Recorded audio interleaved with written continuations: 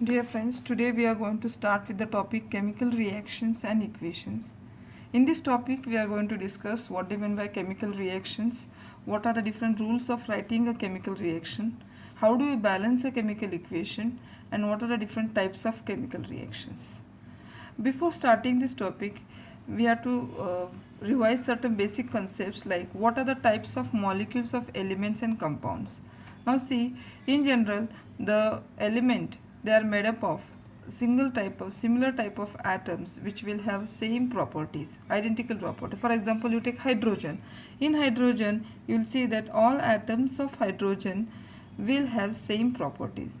In compound, what are compounds? Compounds are nothing but when two or more atoms of a different element combine together in a fixed proportion. For example, you take carbon dioxide. Carbon combines with oxygen and it forms carbon dioxide. Potassium bromide, potassium chloride, KCl, KBr. Now, what are the types of molecules of elements and compound? There are two types of compound, that is molecular compound and ionic compound. Now, we know that compounds are formed in a fixed proportion. The next question which is being there, that is what is meant by valency of an elements. What is valency? Valency is nothing but the combining capacity of an atom of an element. But how to decide the combining capacity? That in the atom, every element has a specific atomic number. For example, you take sodium. Sodium atomic number is 11, so its electronic configuration is 281. What is electronic configuration? The distribution of electron in various shells. What are the different types of shell? We know that first shell is K shell, L shell and M shell. Now, how many electrons are present in the outermost shell? That is 1. The number of electrons present in the outermost shell, that is 1, so its valency is going to be 1.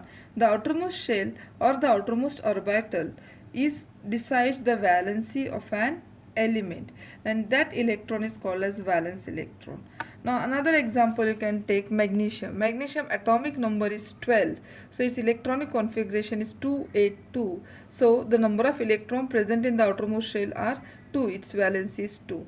Another example, aluminium. Atomic number is 13, so electronic configuration is 283. The number of electrons present in the outermost shell are 3, so its valency is going to be 3.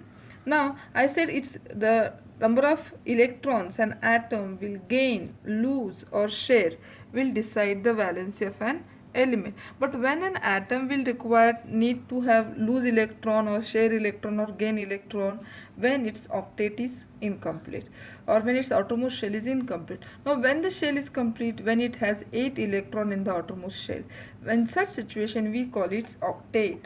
Octet means the number of electrons in the outermost shell if there are 8. Just take example of neon. The atomic number of neon is 10. Its electronic configuration is 2 and 8. So the number of electrons present in the outermost shell are 8. That means its octet is complete. So neon does not need to lose electron, gain electron or share electron, and therefore its octet is complete, so its valency is 0.